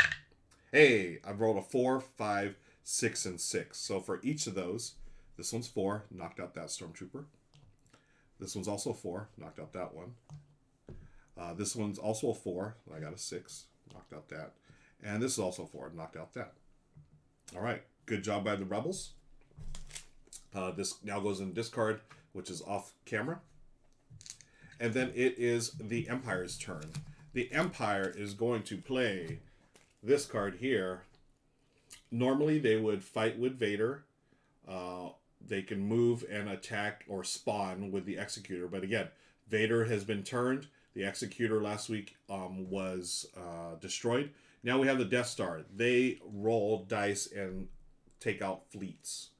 Okay, so let me discard that. For the Death Star, they are going to roll 2 dice. Is it right? Death Star, they roll 2 dice. Let's try it if anyone else may. Okay. Okay, so they hit on a 5 or 6, but if they basically destroy everything in the sector. Okay, they have to take out these first. It says must target rebel fleet markers if any. So they've already killed these two. Now let's see if they got a 5 or a 6 here. They got a 4 and a 2. So the Death Star, pew pew pew. They have missed. Yay, yay, rebels. Now it's back to me. Oh, these were my 2 cards. I'll put these like this. Chits and Gills, no, the game does not come with a solo mode. I'm just playing the game Rado style, where I'm playing both sides here. I don't have any Grail games. Yeah, this is one of my Grail games. This one, I was fortunate. I got one of my other Grail games I completed one of my Grail games about a year ago. One of them was Chaos in the Old World. I'm an Eric Lang fan, and I really wanted that game, so I picked up a copy of the base game couple of years ago, and then just last year I finally got a copy of the expansion thanks to my friend Eric, a local gaming buddy of mine. So that I have. Okay, so now let's play my other cards. Again, 3 per round. I have Y-Wings and I have Rebel going towards the base. So what I'm going to do, this was here. Let's do the Rebels first, moving along Endor. Again, 4s are going to be hitting. Normally 3, but they have stormtroopers on them. Hey, all right, much better. I'm glad I'm rolling decent today. So I've got 4 of them. 4, 4, 5, 5. The 3 doesn't count. So knock out this one. That's 1. Knock out this one. 2, 3, and 4. So more than halfway there, folks. Take down the shield generator, then we can attack. Oh, my other card was the Y-Wings, so they can move and attack. Let's move. Now, it is optional to move. But I'm going to move these 4 here. So, they can attack into any adjacent space. So if I wanted to, I could have left them there and attacked these TIE fighters. But I'm going to move here and attack those TIE fighters. So I've got 4 Y-Wings to take on TIE fighters. TIE fighters get hit on 3 or more. So 3 or above. Okay. Hey, look at that. 4 hits. Pew, pew, pew, pew. All the TIE fighters are gone. All right. And that's the Rebel turn. So that gets discarded. Did I discard that other one? I did. Okay. And now let's play the Empire's turn. They're going to move TIE fighters and attack, and then they can also shore up their stormtroopers. Okay.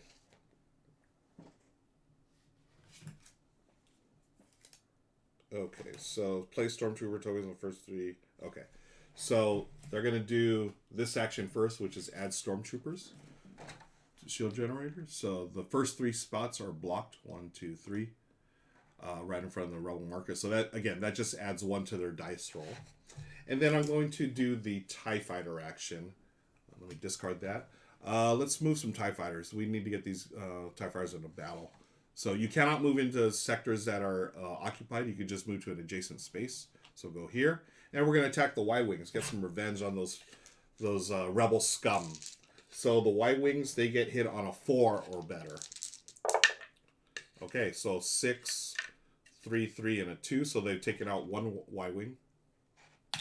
That's that. Yeah, it's a very, very simple game. But again, this is a game I will never get rid of. I love this game. Okay, final card of the round for the Rebels. We have the B-Wing and we have the Shield Assault. So let's do the Shield Assault first. So we go here. Now we have a 3, and a 4. So that means with the Stormtroopers, 4, 4, and 5. Gotta get some high numbers here. Okay, we've got a 1 and a 2. Those don't count. But we do have a 5, 5, and 6, which is good. 5, 5, and 6. Almost there, folks. All right.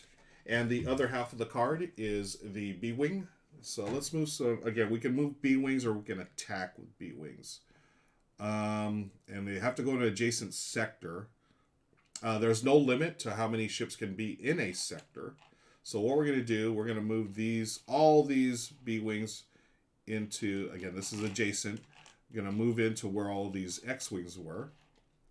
And we cannot attack the Death Star yet, but we can attack this one lonely TIE fighter. So your max is 5 dice, even though I've got a ton of ships in there. All I need is a 3 to blow this TIE Fighter to smithereens. And there's a bunch of them there. Bye-bye, TIE Fighter. That's the final action this round for the Rebels. Go back to the Empire. They have a Death Star. They're going to do the Death Star attack. They also have the lightning bolts from our friend Emperor Palpatine. But that would go here, and that would damage Luke. But Luke has already been... that battle's over. Luke has already turned his father. So we just go with the Death Star attack. So they're attacking these. Need 2 dice. Need a 5 or a 6 to destroy Rebel fleet markers. Hey, yay. No 5 or 6. That is the end of the round. Okay. So each player draws... Okay. So now each player draws 3 from their deck. 1, 2, 3. Has it there. Again, we have a bunch of extra cards because the Rebels and the Empire got extra cards due to their destroying the Millennium Falcon, and also they destroyed or they turned Darth Vader. Okay, so I'll do the Rebels always go first. By the way, again, this game is slanted towards the Rebels. So if you like a challenge, play as the Empire. Okay. Oh, here's one. Here's a card. This one, you could have moved Millennium Falcon and attacked with it. But they're not in this game anymore. I really want to do the... Okay, here's the Rebels. Okay, so here's the tough thing. The only ones with the Rebel marker, because we got to take down that shield generator. We got 1, 2, 3, 4, 5, 6. Shield... No. 1, 2, 3, 4, 5. Okay, so that means we got 5 spots there. So we've got... okay, we'll go with these. We really want to try to take this generator down this turn. Okay, and then let's look at the Empire. They have... TIE Fighter. Yeah, the Empire's in big trouble here, folks. They have no good options. Board Game Span, thanks for a reminder to hydrate.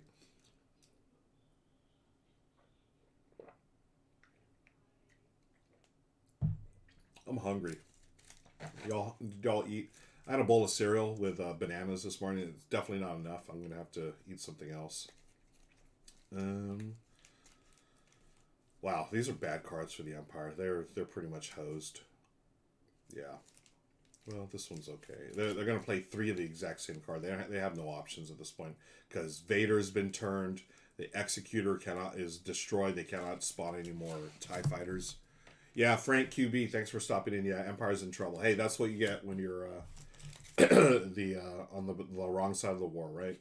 Okay, so first I'm going to play this one here for the Rebels. Again, Luke's out of the game because he's already turned his father to the good side. I'm going to do the Rebels, the Rebel base here. We need 4s. So I got a 5, 5, and a 6. So that's 3 spots. 1, 2, 3. And then the Empire is going to play this card. The TIE Fighter and the Stormtrooper here on the shield assault. So 1, 2. That's the final 2 spaces. Then discard that. Then TIE Fighters will move... Wow, they're sort of... Oh, let's move these over here. They moved here, 1 spot over. Now they may attack. They've got 4 TIE Fighters for... attacking 4 Y-Wings. The Y-Wings are hit on 4 or better. There's a 5 and a 4, so 2 Y-Wings are down.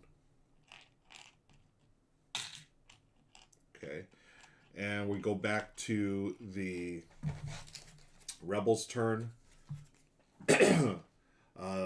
Luke doesn't play, that they're going to play the shield generator again. Discard that. 5 dice, they need 6s. Because these are 5s plus 1, so 6s. No 6s. Okay. Empire has the exact same card. They're really hosed right now.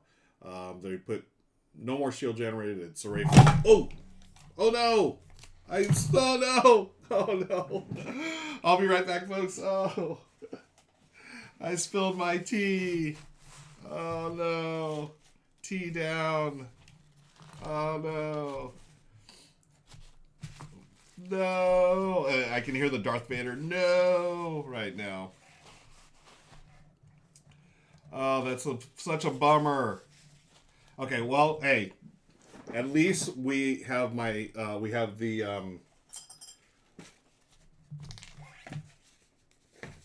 what was it, the sleeves? The cards have been sleeved. Okay, it barely touched the board. Okay, yay. Okay, there's that. Save the game, right? Okay, so these are okay. It didn't touch this. Frank, yeah, thanks for the. Yeah, you know what? I'm amongst friends here, so y'all got my back. Y'all feel my pain. You know what's funny? I almost unsleeved these cards before I was gonna play this because the glare is usually pretty bad when you have the sleeve cards. But hey, I'm glad I didn't sleeve them for moments like this. Okay. I was gonna go run and get paper towels, but I had a bunch of napkins here. So thankfully they, wow, that would have been a disaster. You may have if I hadn't sleeved these, and you may have seen a grown man cry, folks. Actually, this one did get a little wet inside. Ah, bummer. That's okay. Yeah, a couple of these did get some tea in them, unfortunately. Ah, that's a bummer. Okay, but hey, it is what it is.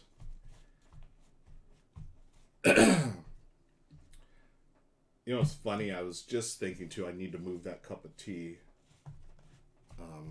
But hey, it's all good. Yeah, always have paper towels nearby. That's a good lesson, folks. So some of these, okay, so I'm going to take them out of the sleeves because some of these got a little bit of the tea in them. I'm just going to let them air dry, and I'll get rid of these sleeves. Yeah, that card took it.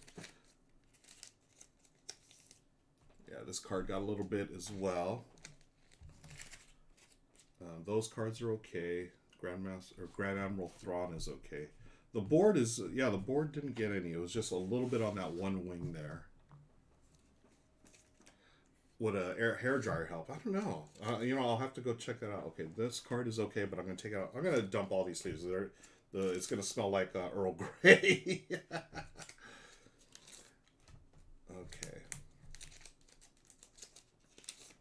What a bummer. It's all good though. You know, okay, so here's the thing. I will never freak out over, I mean, I joked about you'd see a grown man cry, but honestly, folks, it's a game. It's cardboard, and as much as I love this game, I'm sure I could find another copy of it somewhere eventually, you know, and I have a few other games I could play, so I don't sweat stuff like this. Maybe I should. Maybe I should be more careful with my stuff. I don't know, but I will never trip out on, you know, losing cardboard. I do try to treat my games respectfully. Yeah, there it is, right there. Thank you, friend. Frank. In the end, it's just stuff. It's a game. If this is ruined, it is what it is. I'll find another copy on. I know it's out. I think it's out of print. I'll find another copy on eBay or whatever, and play it. I mean, it's told. I mean, I know one or two of these cards has a little bit of the got a little soaked by tea, but I'll let it dry out, and if it's a little warped or whatever, so be it. I'll still play it. I'm definitely not gonna stop playing this game. We're still playing it, folks. But yeah, these sleeves are gone. Yeah, still a bit of a bummer. It's all good. Not gonna sweat it. Okay. Well, what I am gonna do though is that I'm gonna call the game right there. We've had a massive galactic accident apparently, and that's what happens. But yeah, you know, it's not in. There's a little bit here, and it's already dried out, so that's cool. None of the figures or anything else. It was just. I think it's like 3 cards that have a little bit of the tea on the corner. And that'll dry out. I'll just get new sleeves for them. Maybe I should get better sleeves for it. Maybe that's the lesson learned. These are like the total cheapy, you know, penny sleeves or whatever. Maybe I'll just get some super nice sleeves to put these in.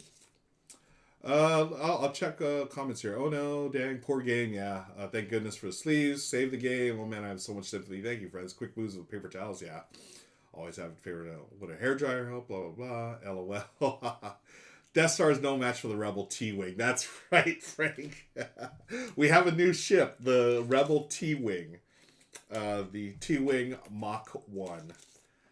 Um, yeah, I'm looking at the parts here. Like, all the other parts of the board are fine. Okay, cool. So we're going to say the Rebels one. I mean, as you can see, like, we're already at the end of the track there. We were going to blow up the... well, we needed one more. Or two more. It was two more spots to destroy the shield generator. And the key was for the Rebels was taking out the Executor. So taking out this ship was big because that means they couldn't spawn any more ships. And they were just done. So the TIE Fighters were limited. And then the Rebels, even though they lost the Millennium Falcon, this one, even though they lost that ship, they had plenty here ready to destroy the Death Star. And the Death Star, I think it's like, when you attack the Death Star, you have to hit a 6, but it's an insta-kill, right? It's, if you can roll, like I would have been rolling, I think the B-Wings, yeah, I had a bunch of B-Wings here. The B-Wings would have been rolling 5 dice at a time, so if one of them hits on a 6, it's an instant kill. We all know how vulnerable the Death Star is, so we were right there, folks. Let me see. So let's see, are the Brothers Murph live right now? I'd like to raid them, take them into the raid them if they're available. Let's see. They are live. Let's go. I don't know what they're up to. Let's go raid them, folks. They just come online. Perfect. Thank you, Mini Painter. Folks, thanks again for hanging out and seeing a seeing a cup of tea be spilt on the table here and nearly ruin the Star Wars Risk game, but we got through most of it. We're pretty much done. And the sleeves, card sleeves, folks, if you want to protect your game from accidents on stream, sleeve your cards. Let's go raid the Brothers Murph. Thanks again for joining me for Tatooine Tuesday. Really appreciate it. It was a great time hanging out, talking with y'all. Hope you're enjoying the book as well. I love Star Wars Thrawn. I will see you. Actually, I'll see you back tonight. Tonight, 7 p.m. Pacific. I'm hanging out with Jazz Cruz of the Lobby of Hobbies here on my Twitch channel. We're going to talk. Then we're going to play Codenames Duet. So please come back. Until then, let's go raid the Brothers Murph and have fun. Have a great day, and we'll talk to you later. Bye, friends.